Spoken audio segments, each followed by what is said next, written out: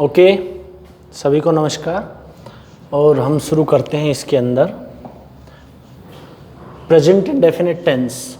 कल मैंने आपको प्रेजेंट इंडेफिनिट टेंस के बारे में बताते हुए बताया था कि इसकी पहचान वाक्य के अंत में ता है, ती है, ते है, ता हूँ, यदि इस प्रकार के शब्द और आपको वाक्य के अंत में मिलते हैं तो आप समझ जाइएगा कि ये वाक्य प्रेजेंट इंडेफिनिट टेंस का है। उदाहरण के लिए मैंने आपके सामने लिखा है वह गांव जाता है, इसमें ता है। मोहन गीत गाता है, इसमें भी ता है। चपरासी घंटी बजाता है, इसमें भी ता है। मीना खाना खाती है, इसमें ती है। और वह पाठ पढ़ती है, इसमें भी ती है। यानी ये वाक्य 5 वाक्य जो मैंने आपके सामने लिखे हैं ये वाक्य प्रेजेंट इंडेफिनिट टेंस के हैं, क्योंकि इनकी पहचान यहाँ मिलती है। तो आपको सबसे पहले पहचान करनी है। पहचान करने के बाद आप हमेशा ध्यान रखें कि आपको इसको हिंदी से अंग्रेजी में बदलने का नियम आना चाहिए। तो उसके लिए हम इसमें दूसरा पेज खोलते हैं और ये हमारा दूसरा पेज खुल गया है। इसके अंदर आप ध्यान से देखिए, जब भी हम प्रेजेंट इंडेफिनिट टेंस की हिंदी से अंग्रेजी बनाएंगे किसी साधारण वाक्य की, मैं सिर्फ साधारण वाक्य को ले रहा हूँ इस वक्त, जिसको हम कहते हैं असर्टिव, या जो एक स्टेटमेंट के रूप में आता है जिसमें नेगेटिविटी नहीं होती है। यानी साधारण वाक्य को जब हम हिंदी से अंग्रेजी बनाते हैं तो उसका ये फॉर्मूला है। सबसे पहले आपको लेना है सब्जेक्ट, फिर आपको लेनी verb first.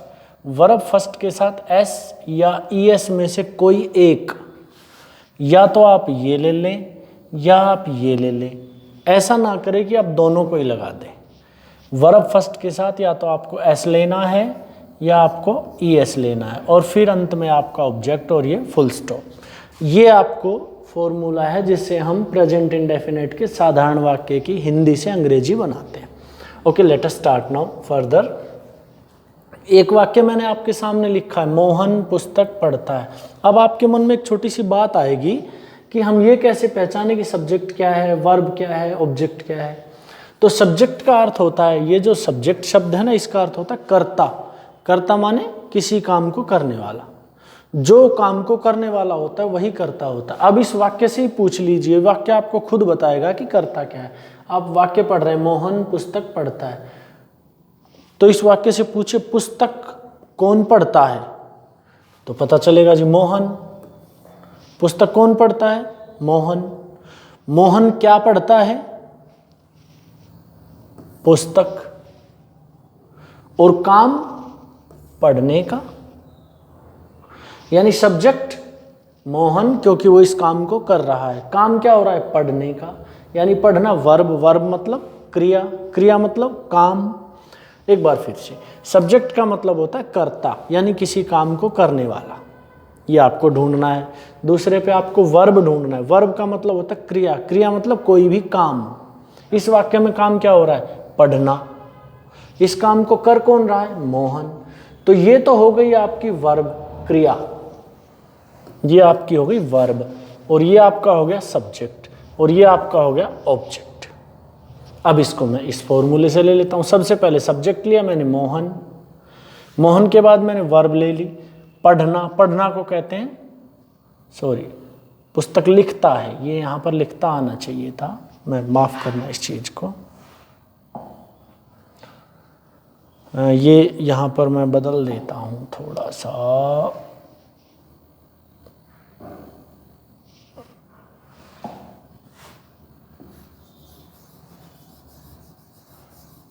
Mohan reads a book, पढ़ता है। तो काम हो रहा है पढ़ने का। पढ़ कौन रहा है? मोहन। तो मोहन आपका सब्जेक्ट हो गया। तो सबसे पहले मैंने ये ले लिया सब्जेक्ट। सब्जेक्ट के बाद मैंने ले ली वर्ब फर्स्ट, रीड। रीड के साथ मैंने एस या ईएस में से लगाया एस, और उसके बाद मैंने ले लिया लास्ट में ऑब्जेक्ट, ए बुक। ये मेरा वाक्य हिंदी से अंग्रेजी हो गया, Mohan reads a book. Okay, अब इस पे आ जाइए। मैं पुस्तक पढ़ता हूं, तो काम क्या हो रहा है? पढ़ने का। पढ़ कौन रहा है? मैं। पढ़ क्या रहा है? पुस्तक। तो ये आपका सब्जेक्ट, ये आपका ऑब्जेक्ट, और ये आपका वर्ब। तो एक ले लीजिए। सबसे पहले सब्जेक्ट यानी आई, मैं, दूसरे नंबर पे वर्ब रीड, और तीसरे नंबर पे SEIS में से मैंने इसके साथ कुछ नहीं लगाया और फिर मैंने इसके साथ ऑब्जेक्ट ले लिया। ये भी मैं आपको बताऊंगा कि इसमें SEIS मैंने क्यों नहीं लगाया।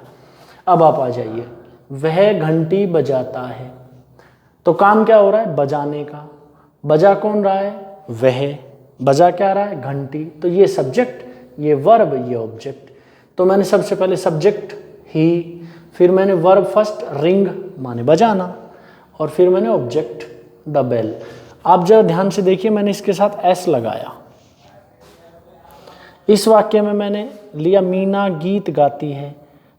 काम क्या हो रहा है? गीत को गाना, गाना, और गा कौन रहा है? मीना।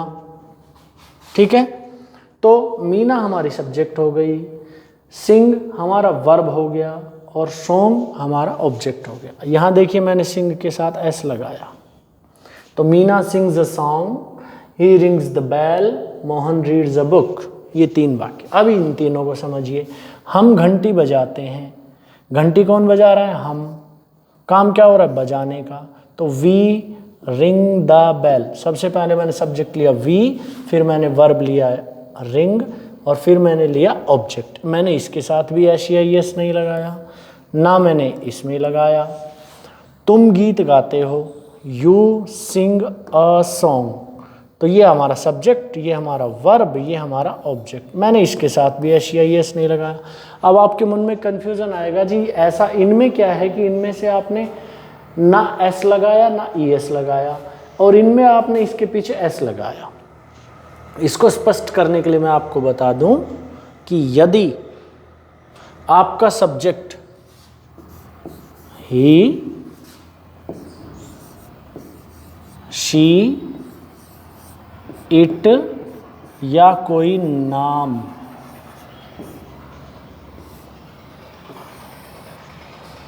यदि आपका सब्जेक्ट ही हो, शी हो, इट हो या कोई नाम हो, तो आप वर्ब फर्स्ट के साथ S या ES लगाएंगे। और यदि आपका सब्जेक्ट ही, शी, इट और नाम में नहीं है तो कुछ नहीं लगाएंगे, ना S लगाएंगे ना ES लगाएंगे, केवल वर्ब फर्स्ट रखेंगे। अब यहाँ देखिए, सब्जेक्ट मोहन एक नाम, ही ये रहा, मीना एक लड़की का नाम यानी शी। तो मैंने इनके साथ SEIS में से सिर्फ S लगाया। ES का नियम अलग होता है, वो फिर किसी अगले वीडियो में बात करेंगे। यहाँ पर मैंने सब्जेक्ट क्या लिया? I, we और you। अब ना इनमें I है, ना we है, ना you है, इनमें है ही, सी, इट या नाम। ये मुझे इसमें मिले तो मैंने वर्ब फर्स्ट के साथ S लगा दिया। इनमें मुझे सब्जेक्ट ये नहीं मिले तो मैंने इनके साथ SEIS का प्रयोग नहीं किया। नेक्स्ट पेज पर चलते हैं। ये देखिए, इसमें कुछ एग्जाम्पल है। ये फॉर्मूला मैंने फिर लिख दिया, सब्जेक्ट जमा वर्ब फर्स्ट के साथ SEIS और ऑब्जेक्ट। वह गांव जाता है, काम क्या हो रहा है? जाने का। जा कौन रहा है? वह। तो जाने वाला कर्ता हो गया और जाना काम हो गया, और ये आपका ऑब्जेक्ट हो गया। तो मैंने सबसे पहले सब्जेक्ट ही, उसके साथ मैंने गो, वर्ब फर्स्ट गो माने जाना, और इसके साथ मैंने ES लिया। ये देखिए यहाँ पर ES ले लिया मैंने। He goes to the village. इसके बाद देखिए, वे मैच खेलते हैं, दे प्ले अ मैच। अब आप देखेंगे कि मैंने यहाँ पर दे के साथ जो वर्ब आई प्ले, उसके साथ ना S लगाया ना ES लगाया। फिर आप देखेंगे वह रस्सी कूदती है, काम क्या हो रहा है? कूदने का। कौन कूद रही है? वह। तो ये सब्जेक्ट, सबसे पहले सब्जेक्ट, फिर वर्ब जंप कूदना, और जंप के साथ मैंने लिया S द रोप। फिर मैंने लिया मैं पत्र लिखता हूँ, I write the letter, I write the letter. Sorry, इसमें ये मिस्टेक हो गया थोड़ा सा। हाँ, मैं पत्र लिखता हूँ, आई राइट द लेटर। इसमें आपका ये सब्जेक्ट हो गया, ये आपकी वर्ब हो गई, ये आपका ऑब्जेक्ट हो गया। मैंने इसमें वर्ब के साथ SEIS नहीं लिया। वी गो टू द बाजार, ये वी, ये वर्ब फर्स्ट और ये हमारा ऑब्जेक्ट, ये हमारा सब्जेक्ट, ये हमारी वर्ब फर्स्ट, ये हमारा ऑब्जेक्ट। अब आप इसमें देखेंगे मैंने SEIS इसके साथ लगाया, फिर देखेंगे S इसके साथ लगाया, और मैंने इसके बाद इसके साथ SEIS नहीं लगाया, इसके साथ भी S नहीं लगाया, इसके साथ भी SEIS नहीं लगाया। अब फिर वही फॉर्मूला मैं लिखता हूँ। यदि आपका सब्जेक्ट ही, सी, इट या कोई नेम, तो वर्ब फर्स्ट के साथ S या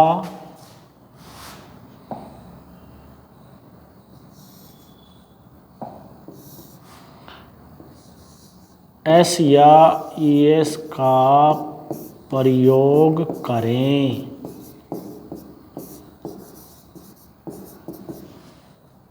ठीक है।